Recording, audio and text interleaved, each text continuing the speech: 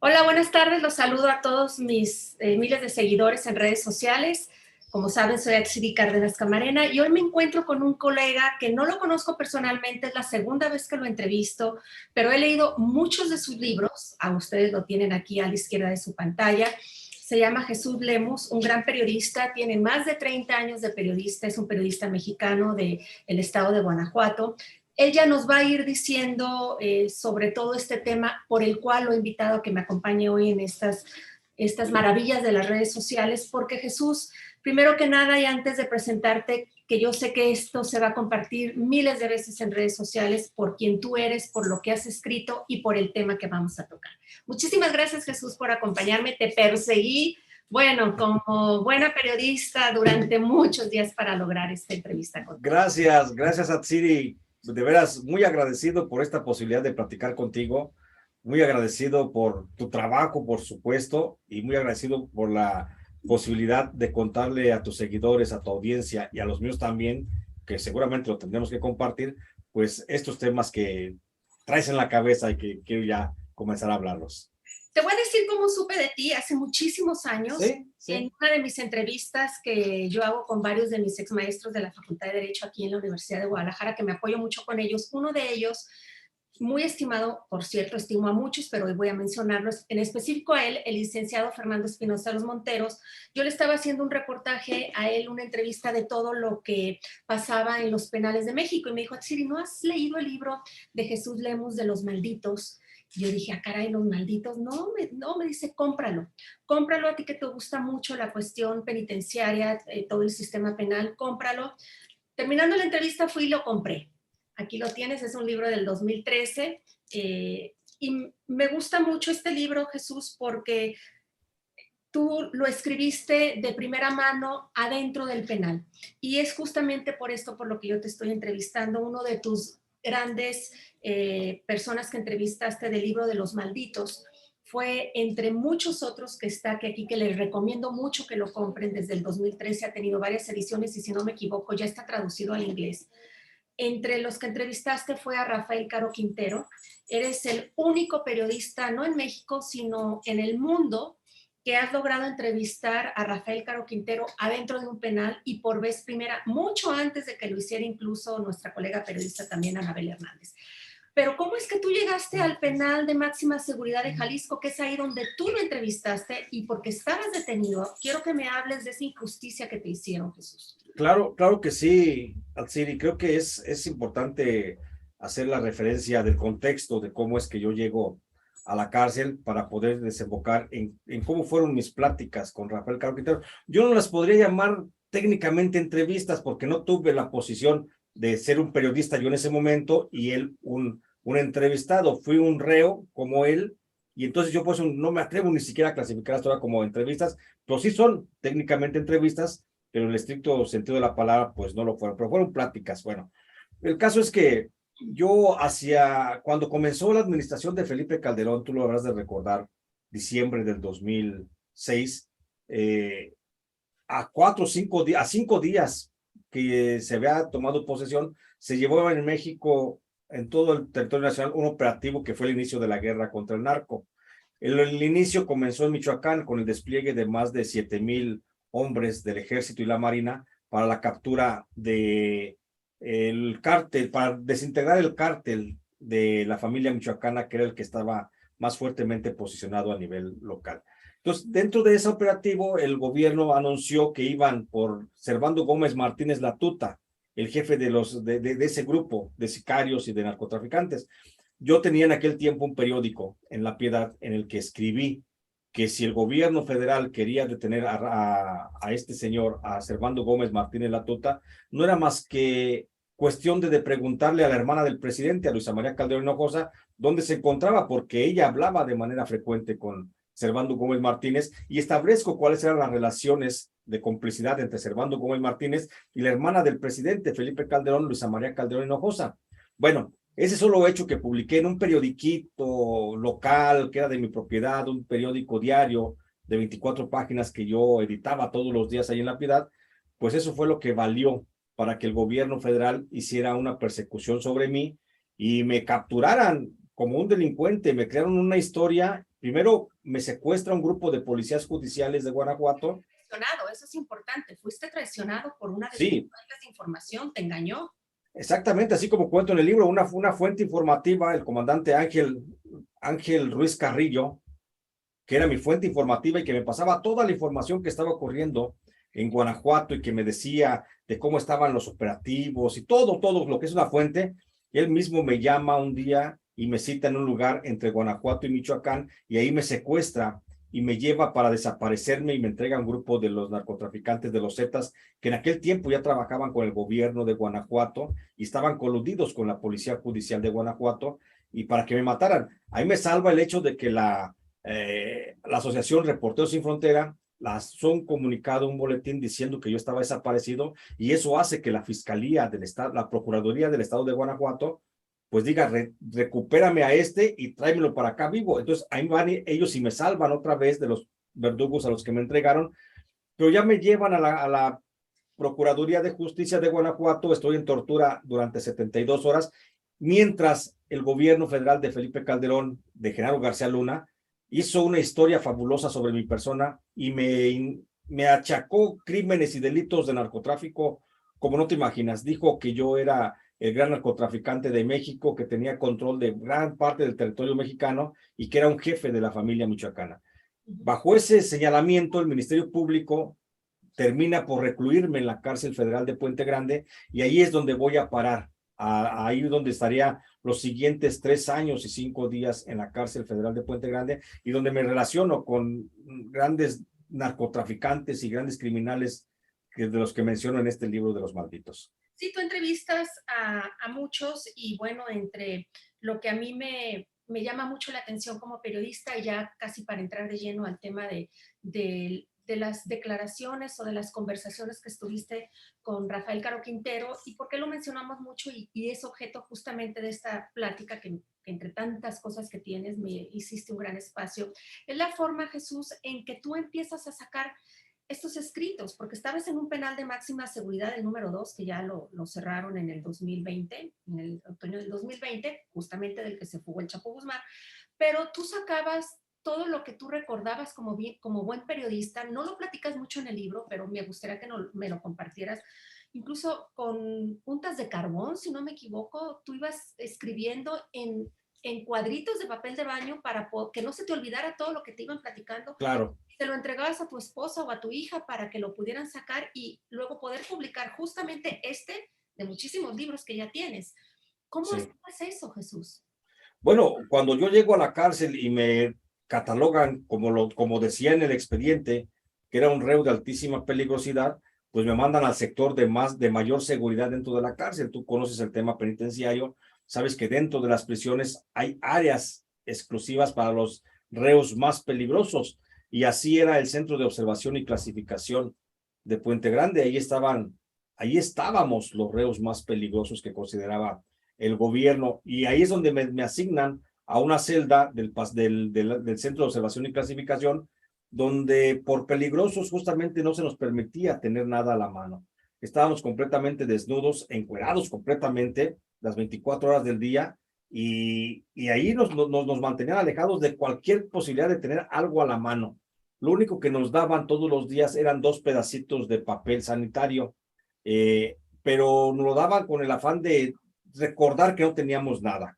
Entonces, en esos 2 pedacitos de papel sanitario, un día yo fui al área me llevaron al área de psicología, y ahí teníamos una psicóloga que siempre nos motivaba a todos para que nos suicidáramos dentro de la cárcel.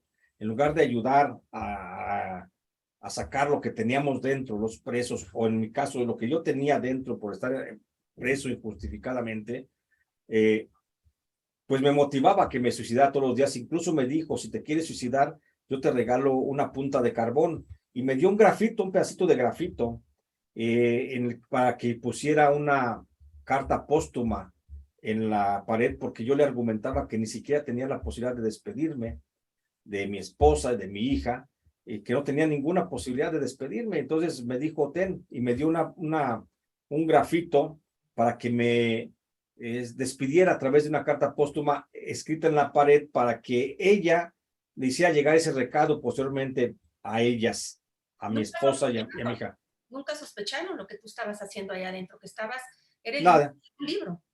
Por supuesto que nunca lo sospecharon, yo tampoco lo pensaba todavía así, hasta un día escuché en una noche que llegaron medio matando a un reo y que luego supe que era el Mochorejas y pues por supuesto, por mi profesión, yo sabía quién era el Mochorejas, sabía en dónde estaba y fue cuando ahí me cayó el 20 de que yo estaba en el lugar en que todos los periodistas quisieran estar, aunque fuera unos minutos, para poder platicar con aquellas estrellas mediáticas del mundo criminal.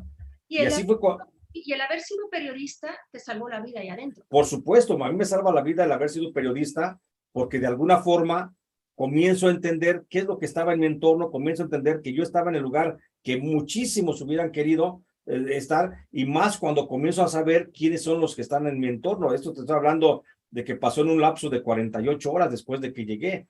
Por supuesto, el impacto primero fue no saber dónde estaba, qué estaba pasando, la cabeza me volaba por todos lados, y hasta después ya fui serenándome poco a poco y fui entendiendo que estaba en el mejor de los lugares para poder hacer periodismo. Ahí comienzo a escuchar las historias del Bochorejas, que fue la primera historia que escuché en una de esas noches que no dormíamos porque nos sacaban al patio a reeducarnos, que no era más que una golpiza que nos ponían en el patio y después de un baño con agua helada con un chorro de manguera a presión, y ahí comencé a escribir los malditos en los pedacitos de papel sanitario y con la punta del grafito, con mucha paciencia comencé a hacer pequeñas anotaciones. Estos papelitos los doblaba, los guardaba, y cuando me visitaba mi hija, mi esposa, que las podía ver a través de un locutorio por un cristal que tenía 3 hoyitos, por ahí les pasaba los papelitos, ellas los guardaban en el zapato, y así fue como fui escribiendo poco a poco los primeros apuntes del libro Los Malditos. Vamos al tema por el cual estamos haciendo esta entrevista. Yo creo que ya para las personas que nos ven en redes tienen muy claro la forma en cómo tú tuviste acceso a todos ellos. Son 2 libros de muchos que has escrito, pero como empiezas tú con esta cuestión de convertirte en escritor, sobre todo de historias periodísticas, de los dos libros ya que tienes, luego mencionamos los otros, pero ¿cómo conoces a Rafael Caro Quintero? Entiendo que es cuando ya te trasladan a otra área y tú sabías, bueno, fue tu compañero de celda, porque lo dices en el libro, pero tú sabías que te estaban trasladando al ala o al dormitorio donde él era uno de los internos.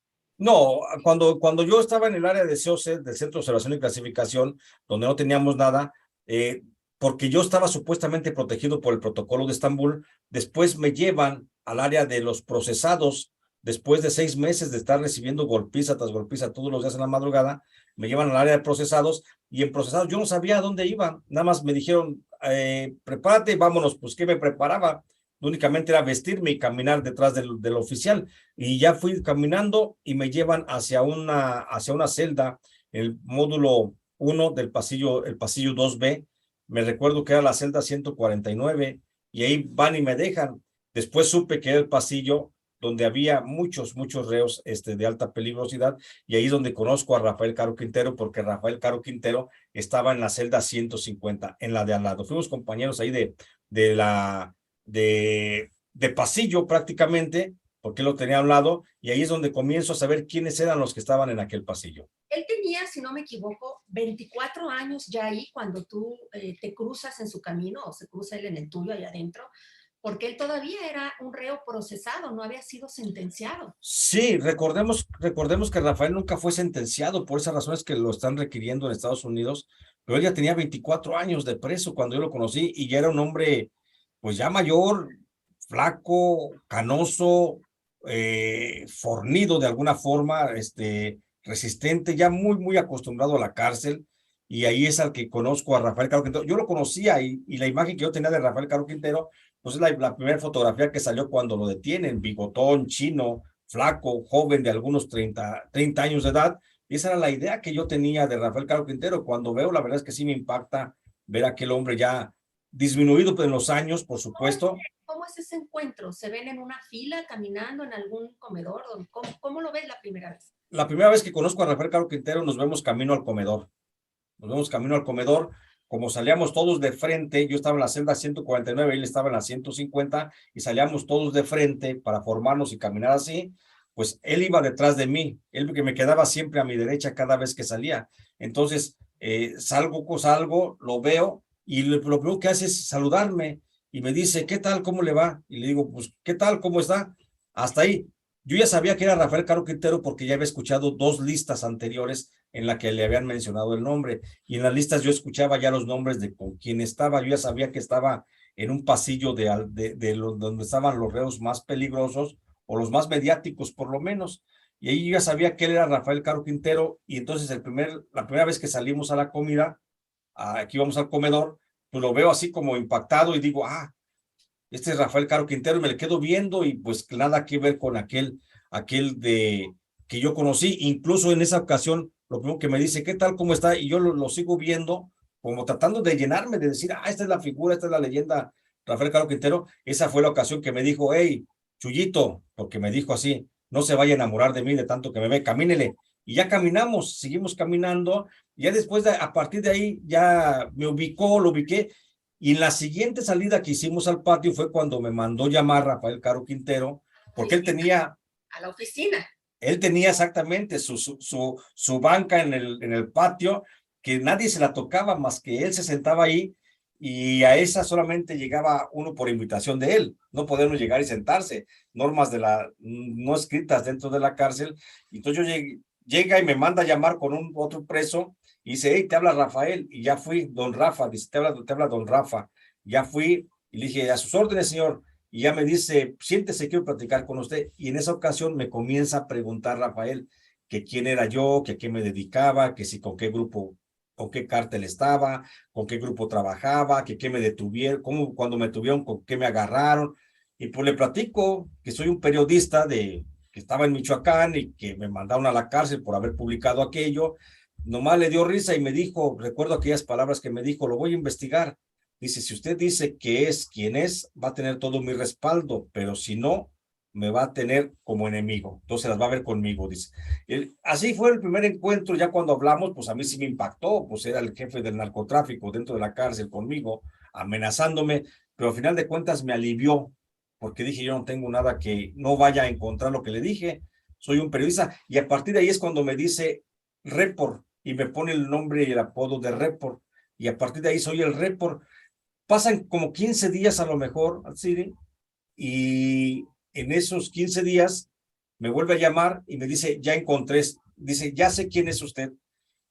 Seguramente ya le habían informado, ya había investigado a través de sus conectes quién era yo, y eso me tranquilizó, porque lo vi ya más relajado, muy tranquilo, porque en la cárcel todos los presos son muy desconfiados, y Rafael siempre fue un reo muy, muy desconfiado. Entonces, ya me sentí yo más relajado cuando lo vi él más tranquilo, y pues comenzamos, no nos hicimos amigos, porque no somos amigos, nos hicimos muy solidarios, porque éramos presos y los dos sentíamos el dolor de nosotros mismos, de los compañeros y del resto de todos los presos. Entonces, ahí hubo un acercamiento emocional, más bien. Jesús, el señor Caro Quintero es un hombre extremadamente inteligente y Mucho. seguramente él sabía que en algún momento tú ibas a hacer públicas todas las conversaciones. ¿Estaba él consciente de eso o nunca se lo imaginó? Seguramente sí estaba consciente, él era muy inteligente, él siempre él es muy inteligente, siempre ha sido, y en la cárcel nunca lo vi con ningún otro rasgo que no fuera inteligencia y solidaridad con los presos. Por supuesto que él sabía que lo que platicábamos, que lo que yo decía, él sabía que yo era preso, e incluso una vez le pregunté, oiga, ¿me permite platicar esas historias?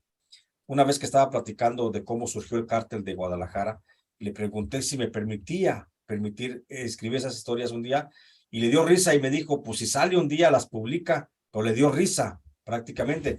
Yo nunca tuve una negativa de él de decirme no publiques esto, porque pocas veces yo me acercaba, no éramos así como de todos los días estar platicando así cerca de él. Platicábamos de celda a celda, todos los días sin duda, pero no era de todos los días contar historias.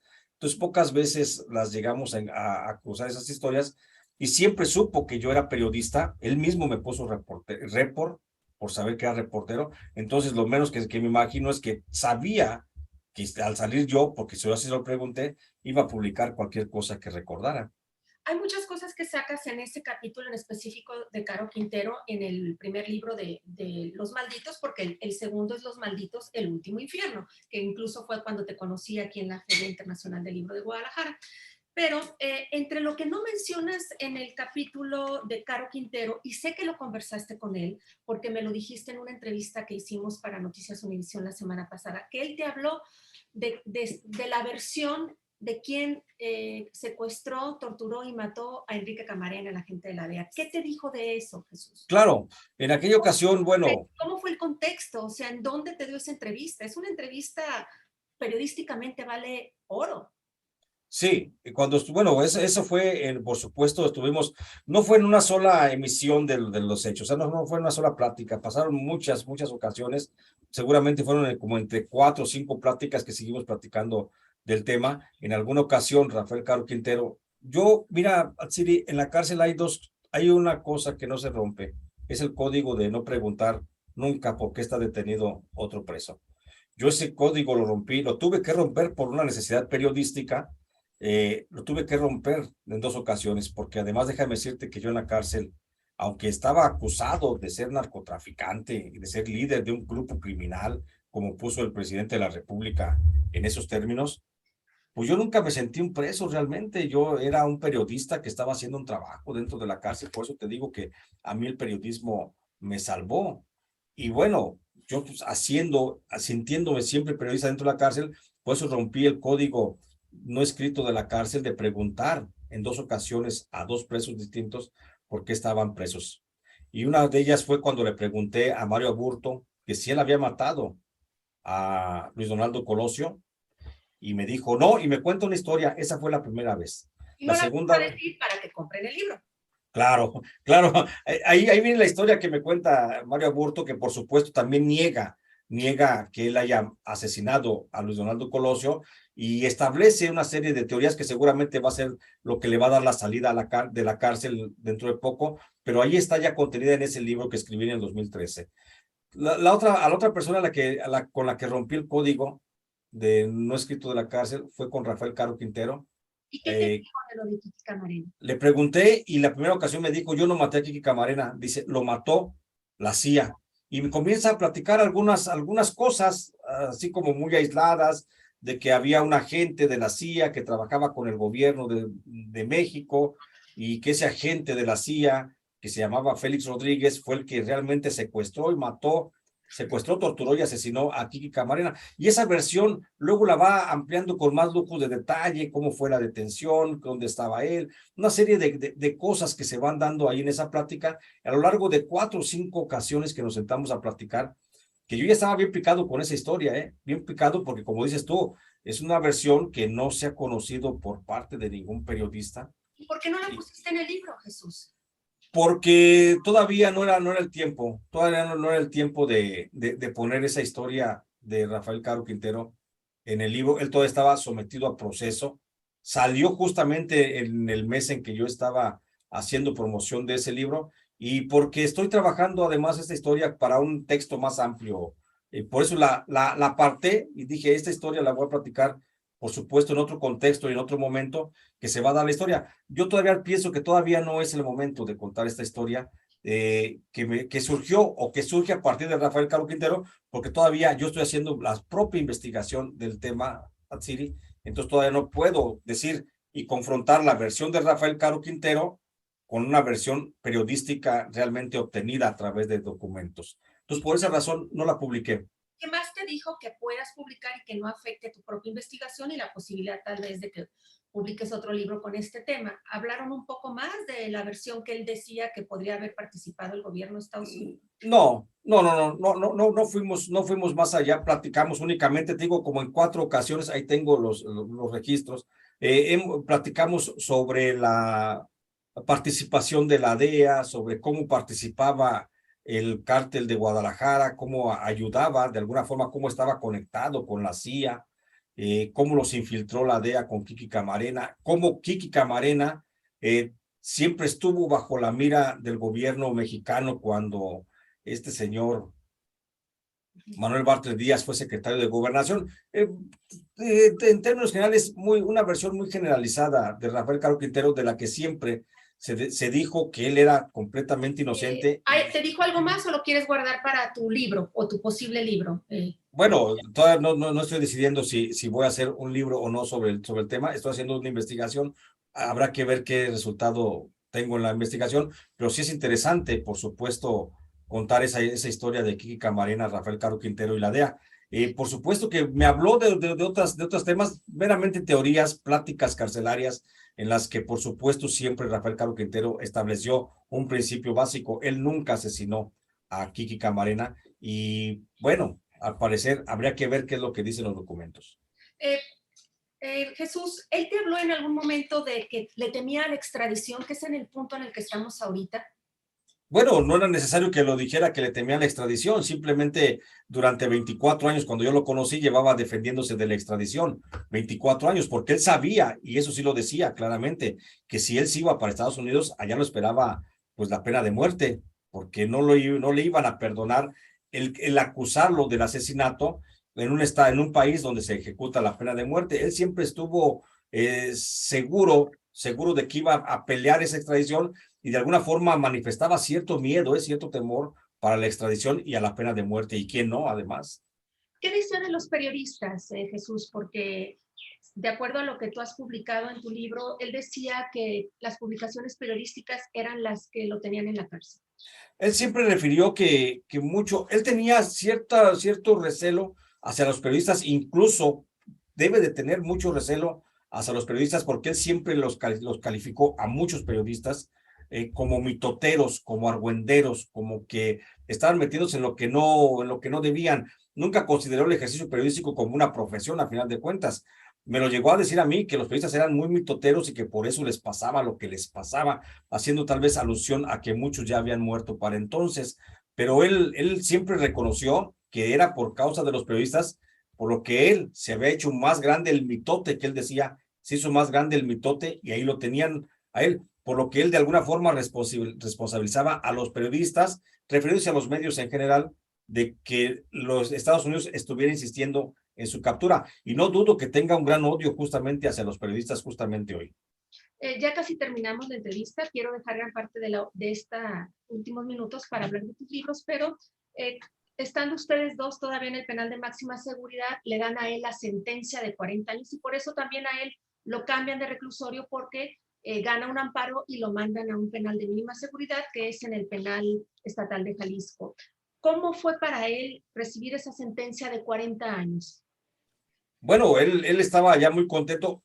Cuando recibió la sentencia, yo no recuerdo, te mentiría si dijera fue el momento adecuado. Nada más sé que hubo un lapso previo a que Rafael Caro Quintero se fuera al penal de mínima seguridad, al estatal de Puente Grande, pero pasó un lapso de unos 2, 3 meses en los que Rafael Caro Quintero estuvo muy triste, muy callado, y eso significaba que no iban las cosas bien. Rafael Caro Quintero salía de manera todos los días salía de su celda para ver a sus abogados o ir al juzgado para diversas cosas. No sé, yo no sé en qué momento le llegó la notificación esta que refieres, pero lo que sí es que previo a su salida para para Puente Grande de Estatal, sí pasó un periodo de mucha tristeza, de mucha como angustia, se le veía, lo veíamos todos, y todo el mundo sabía, y era un secreto a voces que lo habían sentenciado, pero como estábamos todos incomunicados y además no queríamos tocar ese tema, no quisimos nunca nadie preguntarle a Rafael Caro Quintero si había recibido sentencia. El caso es que previo a que se va hacia Puente Grande, sí cambió mucho el ánimo de Rafael Caro Quintero y de repente se apagó porque era un hombre risueño, contento, caminaba y siempre hablaba con la gente, saludaba aquí, saludaba allá, pero cuando tenía problemas los masticaba y se quedaba en silencio largas horas. Muchísimas gracias, Jesús, por hablar del tema y yo sí quiero hacer mucho énfasis en estos libros, Los Malditos, que presentaste o escribiste en el 2013, porque ¿qué pasa contigo? Se van a preguntar aquí en redes sociales. Bueno, demostraste tu inocencia, no había una sola prueba en tu contra, te absolvieron y además Reporteros Sin Fronteras tuvieron muchísimo que ver para que salieras. Estuviste, tú me corregirás, 3 años con 5 días. Es correcto. En el de máxima seguridad, sales, escribes los libros, pero tienes infinidad de libros, Los Malditos en el 2013, El Último Infierno en el 2016, Cara de Diablo el 2014, que habla de la Nueva Jerusalén, que yo también lo leí de lo que en Michoacán, Tierra sin Dios en el 2015, México a cielo abierto en el 2018, entre muchos otros, ¿no? El agua, la vida en el 2019, El licenciado en el 2020, hablas de Genaro García Luna, y me voy a brincar al último, El fiscal imperial, bueno, también Jaque Mate, con respecto a Peña Nieto, y El fiscal imperial de Gertz Manero. ¿Ese cuándo y dónde lo presentas, Jesús? Bueno, el fiscal general, el fiscal imperial que habla de la historia de Gertz Manero, ese espero presentarlo en la Feria del Libro en Guadalajara. Salió apenas en este mes, el mes de julio, salió y está gustando mucho. Es una historia de quién es Gertz Manero, el funcionario más oscuro de la Cuarta Transformación y que podría ser que trastoque este gobierno del presidente López Obrador. Lo expongo de cuerpo completo, sus niveles de corrupción, su nivel de afectación a la Procuración de Justicia, y es un libro que ahorita está apenas en boga. Voy a estar allá en la Feria de Guadalajara City, primeramente Dios, ahora para diciembre, pero por lo pronto no lo presento en ninguna parte. Estoy nada más trabajando en redes sociales, estoy haciendo difusión en redes sociales porque no puedo presentarlo por propia seguridad. Entonces es una situación de riesgo muy alta la que me vino con este libro y prefiero mantenerme así, resguardado. Te agradezco mucho y me despido. Ya nos quedan muy pocos minutos antes de que nos corte el sistema tan estricto. Reconociendo tu labor como periodista, y creo que tú eres el primer periodista que has documentado, porque hay muchos periodistas previos a ti que han sido amenazados, asesinados, pero tú has podido documentar y has hecho un trabajo extraordinario, y con todas estas entrevistas que has hecho a las personas que han estado privadas de su libertad, a pesar de estar en los peores momentos personales, pudiste sacar la casta como periodista, y es por eso en donde estás ahora con tanto libro y con tanta admiración del gremio a nivel internacional, Jesús. Gracias, Atsiri. La verdad es que pues hago lo que me corresponde hacer, lo que hubiera hecho cualquiera en mi situación, creo que lo estoy haciendo. Entonces, yo me siento muy contento de poder aportar un poquito, un granito más a la historia de México y hacer nuestro trabajo periodístico desde la independencia. Y agradezco mucho que haya periodistas como tú, mi querida Atsiri, que están preocupadas siempre por estos temas. Muchísimas gracias, ya nos van a cortar, y gracias, Jesús. Hasta la próxima. Gracias, Atsiri. Hasta luego.